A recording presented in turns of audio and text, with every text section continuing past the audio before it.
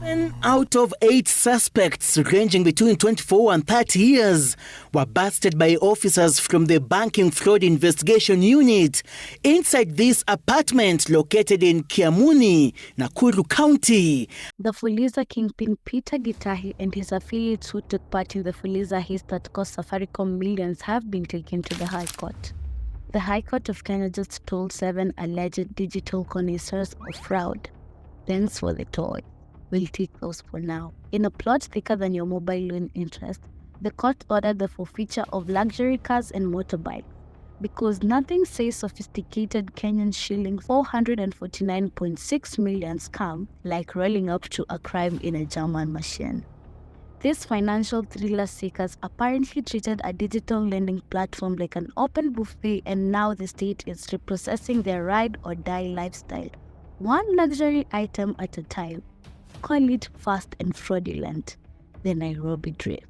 Did they whisper sweet nothings into the SIM cards? Did they bribe the algorithm with airtime and hope? Or maybe, just maybe, Safaricom's fraud detection system took a long nap and woke up to find 123,000 SIMs throwing a party that it wasn't invited. Whatever magic they used, it sure beats waiting 2 years to borrow just 50 bob. Stay tuned, because they either hacked the matrix or someone at Safaricom was too busy playing Candy Crush.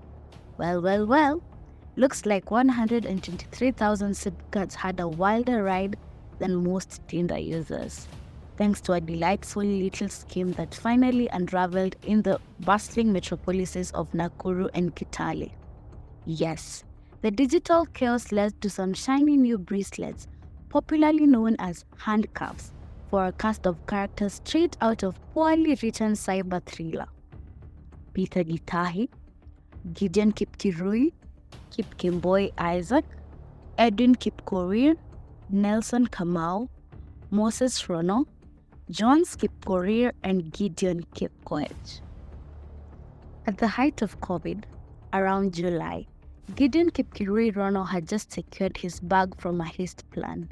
Armed with nothing but that bag and dreams bigger than his overdraft, he went to Nakuru and bought Equip's 143,000 Kenyan shillings in cash. He bought a Bajaj Boxer motorcycle, registration number KMFZ 526E. Not to start a delivery empire or anything noble like that, but purely for himself, because why not burn through cash in style? Having stumbled upon a shinier money tap, he landed yet another check 2 months later, on the 2nd of September 2020 to be exact, and went back for a bike number 2, paid in full, 90,000 Kenyan shillings in cash. The seller, visibly impressed, assumed business was booming for young mogul. Little did he know, the only thing booming was this man's uncanny talent, from turning random Fuliza debts into lifestyle upgrades. He fancied himself a rebel with a cause. Like a light version of Indiana Jones, Gideon Kipkirui roamed the nooks and crannies of Bomet town, not for ancient artifacts, but for that modern holy grail, lost ID cards. One man's misfortune was apparently his new hobby. He later got his hands on Safaricom Mobigo machines, because why not add some official flair to the hustle? He then started churning out new SIM cards like a shady telecom tycoon in a bedsitter. Using stolen or borrowed IDs, details are optional, they'd register lines that happily opted into Fuliza loans like moths to a flame. With each ID birthing 5 SIM cards, 50 IDs meant 250 little debt machines, all buzzing from the comfort of his one-room empire.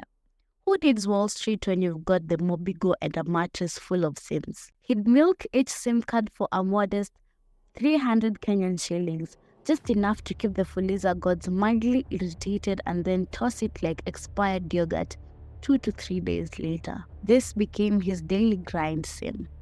Borrow, ghost, rinse, repeat. For weeks, This low-budget Ponzi scheme hummed along smoothly until September 2020, when the hustle bore fruit. 2 new shiny motorcycles, a clear sign it was time to scale up the empire. Except that there was one hiccup remaining: where on earth to find a fresh stash of ID cards? Because apparently, running a Fuliza-filled fraud ring from a bedsitter has just one supply chain issue: identity theft. Faced with an ID shortage crisis that threatened their booming Fuliza empire, Gideon did what an enterprising fraudster will do. First on speed dial, Isaac Kipkumbwe, a third-year student at St. Paul's University who got stuck in Limuru. Thanks to the great COVID lockdown, with nothing but time, Wi-Fi, and questionable morals on his hand, Isaac was the perfect recruit for a business model built entirely on borrowed identities and borrowed money.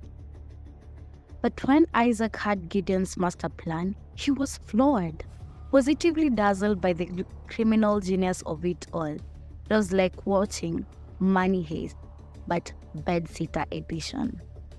Though stuck behind Limuru's COVID lockdown gates, he wasn't about to let go of a geography ruin a good hustle. So he did the next big thing. He passed the torch to a trusted comrade with dreams of joining the syndicate once the borders opened and capitalism, or crime, could resume in a full swing.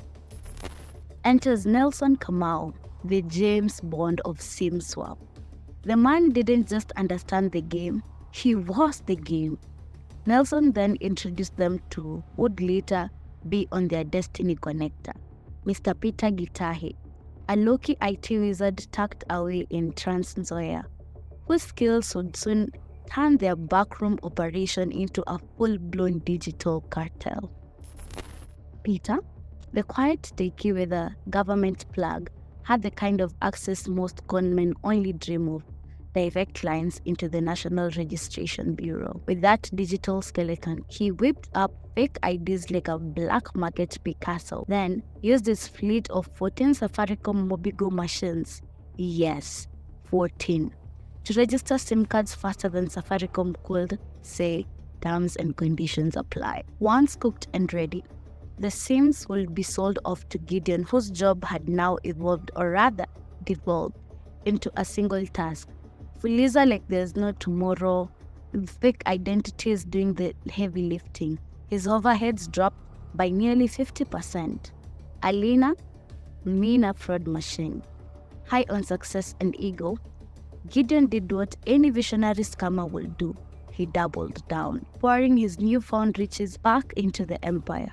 After all, why stop at crime when you can scale it? With Nelson and his partner in crime, they went on a little SIM card shopping spree.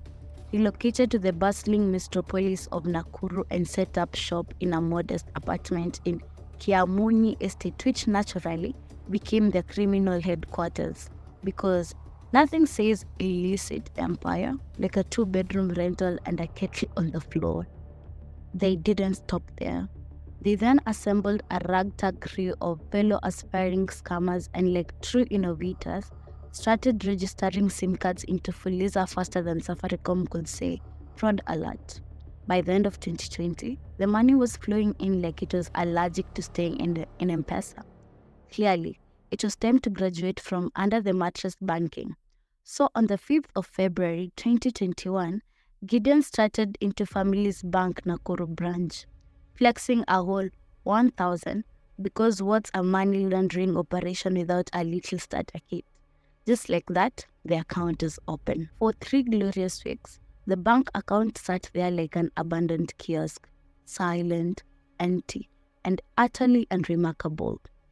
But then came 22nd of February, and boom, it suddenly lit up like a Christmas tree in Dubai. We're talking 90 deposits a day, each one dropping between 22,000 Kenyan shillings and 100,000 Kenyan shillings, courtesy of random M-Pesa numbers that screamed, "Absolutely nothing shady going on here, officer." Naturally, this tsunami of cash triggered a mild existential crisis among the gang, because even they knew that banks tend to get a little bit suspicious when one account starts looking like the National Treasury overnight.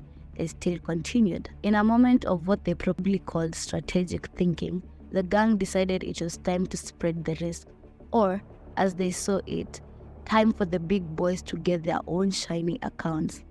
So, on the 23rd of March 2021, Nelson and Edwin sauntered into Family Bank and opened accounts designed for one very noble purpose: receiving loot and vomiting in out cash. Then came April. Enters Isaac Kipkomboi, the new recruit.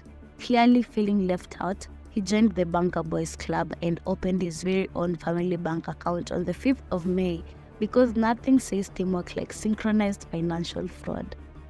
By the 26th of May, Isaac's account was having a full-blown money brainstorm. 244 deposits in a single day, ranging from 1K to 87K, like a budget-friendly money laundering buffet. And in the spirit of subtlety, they transferred the cash in charming little 200,000 bundles to various numbers, which are then swiftly withdrawn like they were just paying for lunch. On the 7th July of 2021, Gideon decided adulting was for him and opened a cooperative bank account with a modest 7,500 Kenyan shillings, just enough to look legit. 3 weeks later, out of absolutely nowhere, a casual 1.4 million Kenyan shillings, 1,424,260 Kenyan shillings to be precise, popped into the account.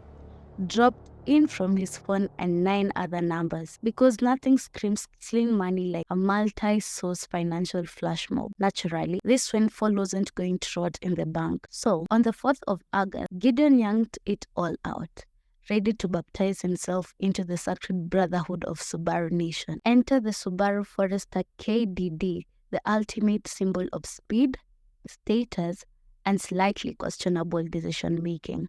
The next day, on the 5th of August, Gideon hit the road to Mombasa with his partner in driving, Isaac Kipkomboi, who, not to be left out of the great bank blessings, had just received 1.3 million Kenyan shillings. Why Mombasa? To buy Isaac his dream machine, a Toyota Mark 8. Because if you're going to ride dirty, at least ride in something sleek. Next on the assembly line of suspicious vehicular success was Nelson Kamau. After receiving a spicy 1.878 million Kenyan shillings on the 20th of January, Nelson decided life was too short not to buy a Subaru Forester.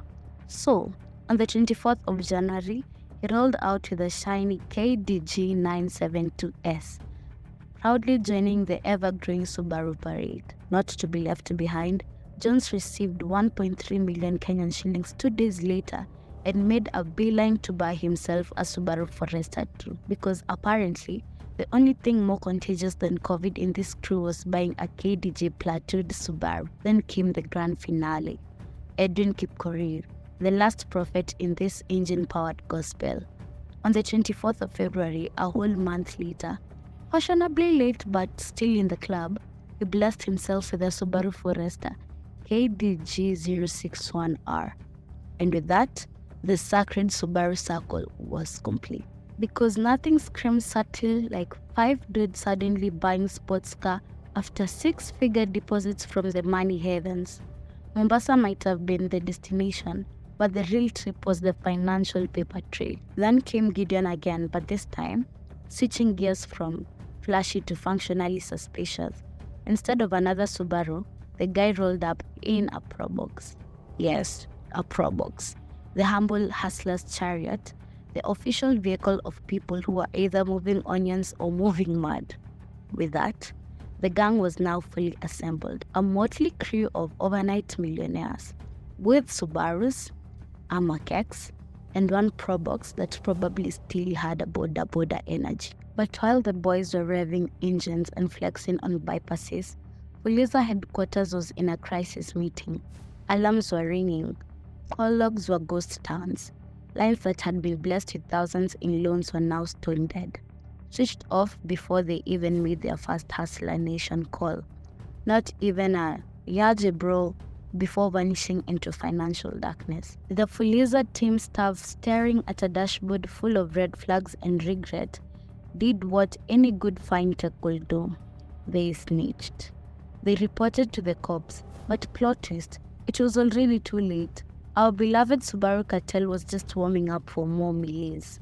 Considering Safaricom, you go through a spiritual journey, 3 blood sacrifices, and a 7-year credit apprenticeship before letting you access Fuliza. One has to ask, how on earth did these guys pull it off? How they were able to register an estimated 123,000 SIM cards without any fraudulent suspicion? Could it be an inside job?